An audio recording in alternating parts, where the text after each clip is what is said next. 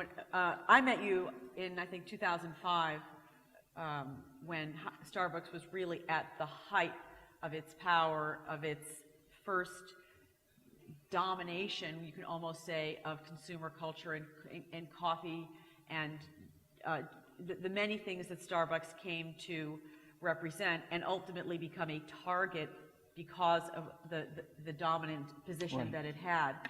And we've been friends through the decline, and as you've brought the company back, and it's just been an incredibly inspiring thing to observe and to read about in this book, which you tell so well. What was the first stomach crunching moment when you realized that all of the things that you were being told internally, like we're fine, things are growing, and you might be hearing things from friends that are sort of maybe in the back of your mind, but what was the moment where, if there was one, where you thought things are not right at this company? Well, there's never one moment, but I think in order to frame the story, you almost have to go back to the beginning and understand that we set out many years ago to build a different type of business model, not better than anyone else, but somewhat different. And that was a business model designed to achieve the fragile balance between profitability and a social conscience. And what was linked to that more than anything else was understanding that we wanted to build the kind of company that took care of our people. And primarily, there were two unique benefits at the time. This was when we were a private company, still losing money, and we created comprehensive health insurance for our people and equity in the form of stock options, all of which was even for part-timers. And I say that because it's important to understand that as we were growing the company, what was, I think, so gratifying is that we were sharing the success not only with our shareholders, but with our people. In February of 2007, I wrote this memo, and it was never intended to be a public memo, but it leaked. And it was a memo that was somewhat critical of what the company was doing and what I thought we were standing for. And in a sense, the memo was written because I thought we were measuring and rewarding the wrong activities. And we were no longer focused on the customer, we were no longer focused on our people, we were focused on growth. And growth became a virus inside the company in which many ways it began to cover up mistakes. It wasn't one thing, but it was a series of activities that I could just feel intuitively was causing deep concern. Now, I wrote this memo at a time when the stock price was at its all-time high, and many people were focused on that as a primary metric for how healthy the company was. But a company can't be defined by its stock price. It has to be defined by its relationship with its customers, its core purpose, its values, its guiding principles. And I thought we were really losing our way in which the growth and success of the company was covering up mistakes. But it turned out that as 2007 unfolded, the results in the company supported what your antenna, if you like, were telling you. So that's what I'm curious about is, how did your antenna feel it and your CEO at the time did not? Yeah. I was the chairman of the company, and I think it's important to say, and I've said this throughout the last couple of weeks, even though I was not the CEO, I was as culpable as anyone else in being part of the problem because I was ignoring it. But I also was in a situation where I had no power. I wasn't running the company, and I was trying to be supportive of the CEO. But what happened post the memo was a series of results that began to demonstrate that the underbelly of the company was not as healthy as it once was. And then that resulted, not by intent, because I had no intent of coming back whatsoever, of me actually coming back as CEO in January of 2008. Mm-hmm. Yeah, so in 2007, you write in the book that the growth in store traffic was down, that the amount of money per customer was down. These are the things that you're successively seeing. The stock was down by the end of 2007 by 42%, and the daily numbers, your comps, which you referred to, were starting to go down in a way that they never had. So this has got to be incredibly worrisome to you at the same time as you're being told internally that you're crazy, or Well, that this is the natural progression of a company that's gotten this big, and therefore, you've maxed out. Maybe you're just mature as a company, and that's what's going to happen. Yeah, well, the context, I think, is the following. We had 15 consecutive years of creating unbelievable value for every constituent that related to Starbucks. We were on this magical carpet ride where everything we touched almost seemed to turn to gold. Every city, every new initiative, every country. And the virus that came into the company in many ways was the feeling inside the business that Starbucks was invincible. I felt very strongly that what I sensed was hubris and arrogance. But if you look at the history of many businesses, this is something that is not an anomaly to Starbucks. We just had runaway success, and as a result of that, things began to happen that just tore away the basic essence of what we once stood for. And then, for the first time in our history, we began to see negative comp store sales at Starbucks. And that became an opportunity for me to really kind of dig in and say, this problem is not going away, and in fact, it's going to get worse. This must have been kind of terrifying. You're a public company, one of the leading figures in American business, and you're about to make a decision that basically says, which you're never supposed to do, right? Wall Street's like, we were wrong. We've made mistakes. Yeah. That's. Well, I think the hardest thing for any public company is to stand up and say, we've got a significant problem in the business. But when I came back in January of 2008, it was clear to me that one of the things that we had to do was speak with great honesty and transparency, both to our people and the marketplace. And in the first 3 months of me coming back, we began to do two things that were very, very unorthodox. And some of you might remember, the first thing we did was we closed every single store for retraining. Can you imagine standing up in front of the world and saying we have to retrain our people? And the reason we had to do that is because, going back to what I said earlier about measuring and rewarding the wrong things, we were not measuring and rewarding the perfect shot of espresso or the perfect beverage or customer service. What we were measuring and rewarding were customers per hour, transactions per hour, and how to create more revenue in our stores. So the whole idea of closing the store for retraining was an unbelievable admission to everyone involved, internally, externally, competition, Wall Street, that we had significant problems. But it also was the beginning of speaking with unbelievable honesty about how deep the problems were. And I knew that we couldn't begin to transform Starbucks unless we took a big step back and returned the company back to its core values.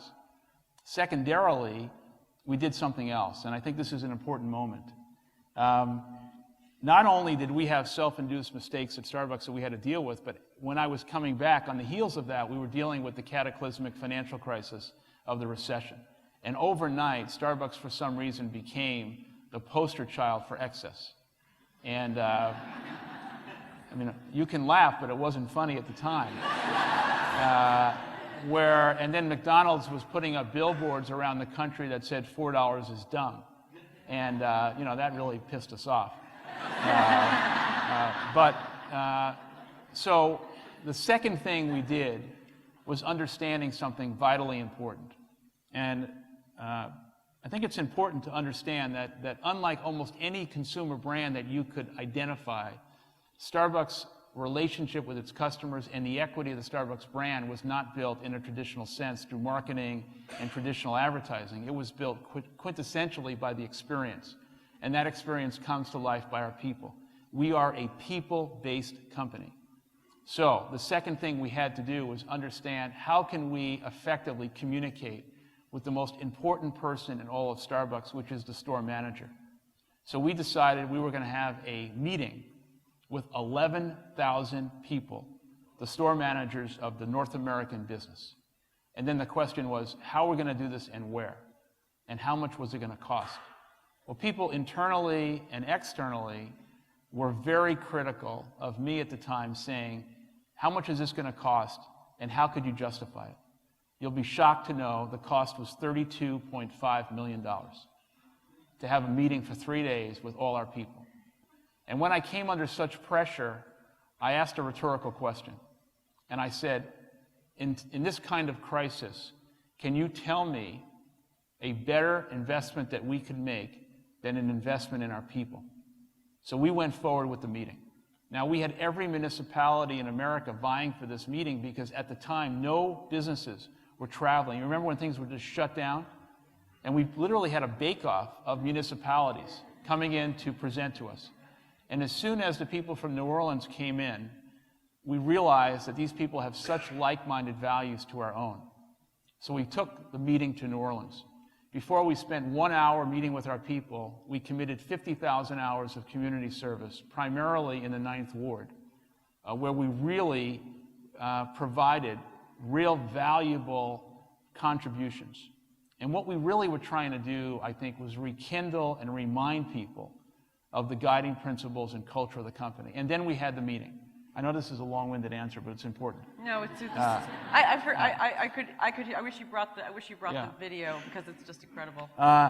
So I stood in front of 11,000 people after the community service day, and I basically took them through 25 minutes of explaining the situation.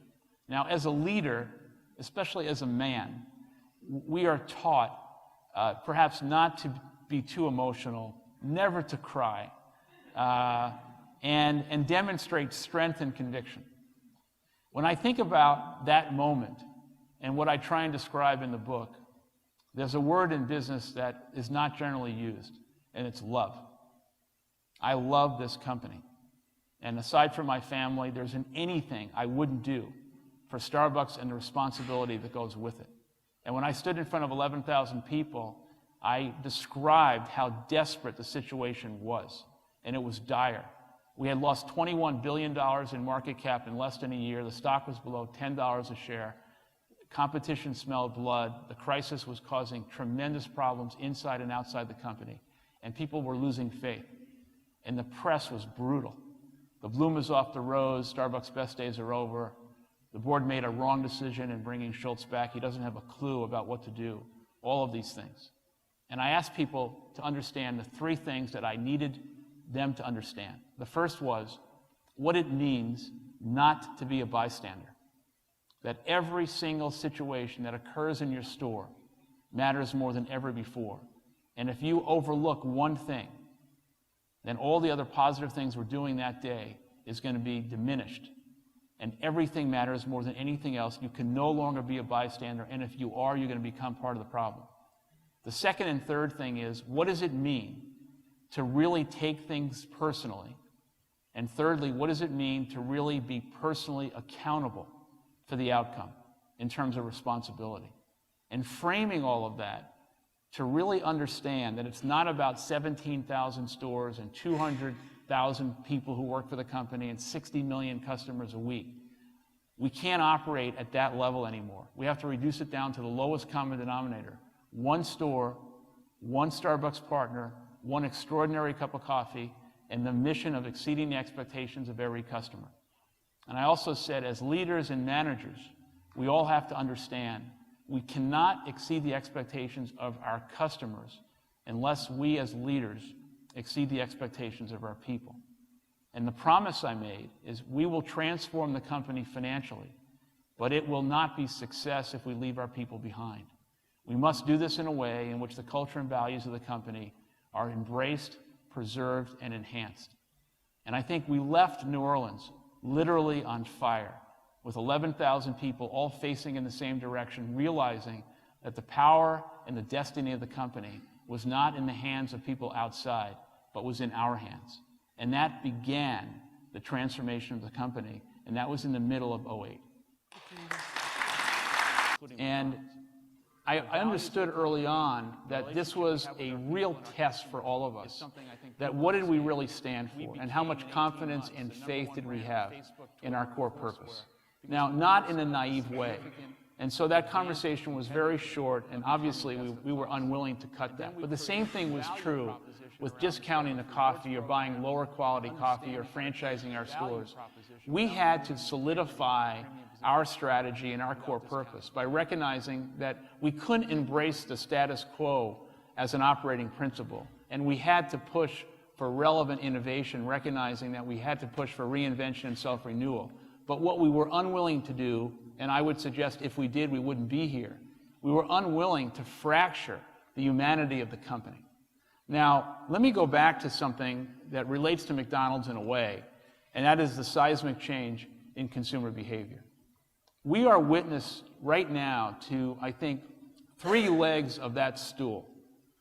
The first one is that the downturn in the economy and the recession has a long tail with regard to how the consumer is acting. And whether the economy improves or not, and for me, I don't think we're going to see any significant improvement for 12 to 18 months, is the consumer is now imprinted with a new way of buying things, primarily because they have less money. And as a result of that, every company, every enterprise will have to work much, much harder to get that customer's loyalty and business. That's not going away. The second thing is we are obviously witnessing an unbelievable sea change with regard to digital and social media. And as a result of that, traditional marketing, traditional advertising, and all the rules of engagement the last 50 years of building a brand or communicating with the outside world is changing. For one thing, no one has enough dollars to break through the noise through traditional methods. So every company must invest in the capability and the discipline of understanding how to build a relationship in a very unique way with your customers through social and digital media. And the third thing, which I think is not being written about as much as it will be, is because there's parity in the marketplace, the customer today has lots of choices, and they're so well informed because of social and digital media that their buying decisions is not only going to be based on price and features and benefits of a product, it's going to be based on a company's values, integrity, and ethics. The customer wants to know how you're treating your people, your involvement in the community, and those businesses that are authentically doing the right thing, not issuing a press release or not doing this for the sake of marketing, but genuinely really doing it for the right reasons, are going to engender a level of trust and confidence with the consumer that will be enduring and sustainable. Those 3 seismic changes for us, I think, gave us an opportunity to withstand the competitive pressures that were coming from lots of companies, including McDonald's. The values of the company, the relationship we have with our people and our customers is something I think people understand. We became, in 18 months, the #1 brand on Facebook, Twitter, and Foursquare because we understood the significant advantage competitively of becoming best of class. And then we created a value proposition around the Starbucks Rewards program and understanding how to create a value proposition without diluting the integrity of the premium position of Starbucks, without discounting the brand. And having a moment when you realize that, wait a minute, you can respond to that, and not only that, you can invite your customers in to a conversation and to a dialogue, which is so much of what this digital revolution allows us to do. So one of the very cool things that you talk about starting is having your customers send in ideas of how to make Starbucks better, because it really is true. If anybody finds out that I know Howard, there's like, tell him that this is, and this is that, and that is this, right? That, like, everybody who works at Starbucks, you write in the book, has that moment where somebody tells you what they need to do, which, by the way, is a really good thing, because it means people feel ownership, like it's theirs too. So you found a way to really start a dialogue and use the internet and the web and the tools of social media in a way that is not kind of immediately obvious for a coffee company. I think that's cool. So can you talk a little bit about what that has done for the company in terms of its connection to your customers? Whatever business you're in or any endeavor that you are engaged in, the issue of social digital media, that train has left the station, and it is a runaway train, and it's not coming back.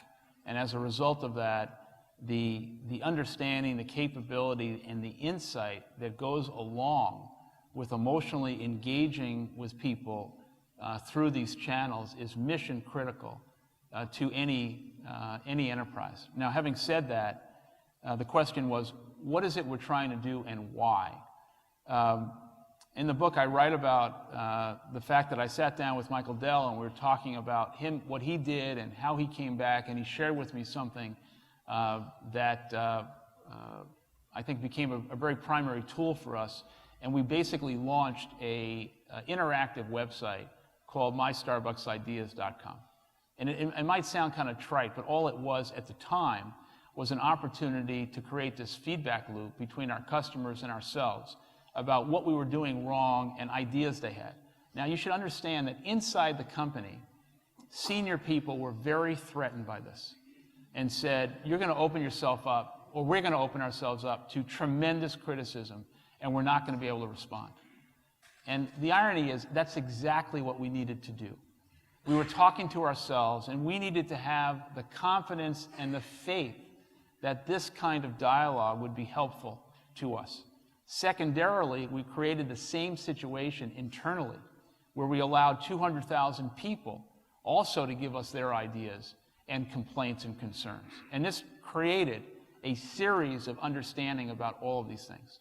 Now, with regard to the things that we're doing in digital media, especially with regard to Facebook and Foursquare and Twitter, here's the thing. People are looking at these channels as an opportunity to sell something, as an opportunity to create more revenue. That is a manifestation of these channels, but it should not be the primary reason they exist. The primary reason they exist is to share and engage with customers in a way in which you are making a deposit in the reservoir of trust as opposed to a withdrawal. And a withdrawal, every time you try and sell something or ask someone to do something, it is not building authenticity. So these channels for us have given us the ability to engage with customers in a very, very powerful way. A great example is the following.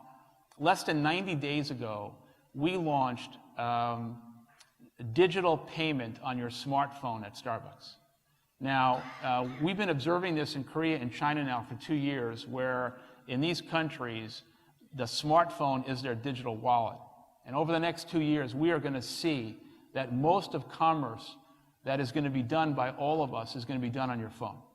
Now, in less than 90 days, Starbucks became the #1 company in America in terms of revenue and frequency of people paying for something on their smartphone at Starbucks. However, we were able to create significant awareness and relationships with our customers as a result of using social and digital media to explain it, to talk about it, and it had a life of its own. And it's a benefit to the customer. I think the idea that I think is important here is we are a big company. And what I was trying to do all along through the transformation is remind people about the entrepreneurial DNA of the company. And what I would say is the role of an entrepreneur, whether you're a startup or a large organization, is to maintain significant curiosity, to try and see around corners, to anticipate and understand what's coming, and then having the courage to execute. And I think innovation is monumental to the story that I described the last 2 years. And even though we're a coffee company and we're a physical bricks and mortar business, we must understand the sea change that is going on with the consumer, and we must be as relevant as any tech company, because the consumer is not bifurcating what is a coffee company and what is a technology company. They're just living their life. And the question is, how can you be as relevant to them as a company like Google or Facebook? Because they don't discern one versus the other. They just want to do business and communicate the way they're living. And as a result of that, we felt very strongly that we must be as relevant with regard to technology and how our consumers are living their life as any technology company. And people thought we were crazy 2 years ago, but that's one of the reasons why we have done so well the past year. Starting a company as an entrepreneur is in many ways much, much easier than coming back and trying transforming something in the middle of a crisis. However, this has been the most gratifying experience of my career. it's very hard when you are the leader of an organization and you're trying to create a vision, hope, and aspiration. And then the human behavior is we all have fear of failure. And there's no doubt that I had to summon every ounce of conviction and determination to do this. But I think there's another piece to the puzzle. I mean, did you ever doubt? I wouldn't say I had my doubts, but I never doubted we could do it. But I need to explain something, is you can't do something like this alone. You've got to surround yourself with people who have like-minded values and believe. Now, when I returned, I had 11 direct reports. And the first week I came back, I stood up to the entire company and I apologized for the position we were in and the fact that we had let people down. And then I had a meeting with these 11 people. And I said something to them that is, this is going to be a monumental climb. And this is not for everyone. And you've got to ask yourself privately whether or not you're up for this, whether you believe in our capabilities and believe in me. And if you don't, if you really don't, then let's just have a private conversation, because it'll be much easier if you come to me than if I come to you. 6 months later, I replaced 9 of the 11. Oh my God. Now, not because I'm a mean-spirited person, but how many of those came to you? None.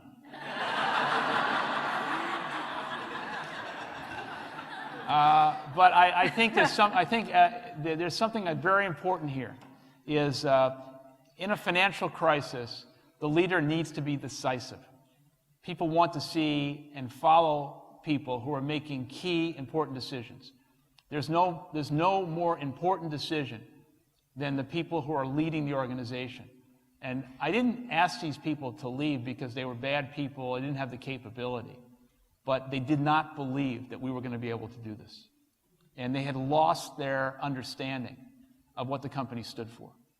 And we now have the strongest leadership team in the history of Starbucks, because we have like-minded people who believe in our purpose and believe in building a company with a conscience and understanding what it means to build a company through the lens of humanity. They also believe that we've got capabilities now that we've never had before to do something really historic. But this isn't about one person. This is about 200,000 people who wear the Starbucks green apron and making them proud of the company. And I just felt like the team around me was not going to be able to do it. And we would not have been able to achieve what we've done if I would have just embraced the status quo of those people.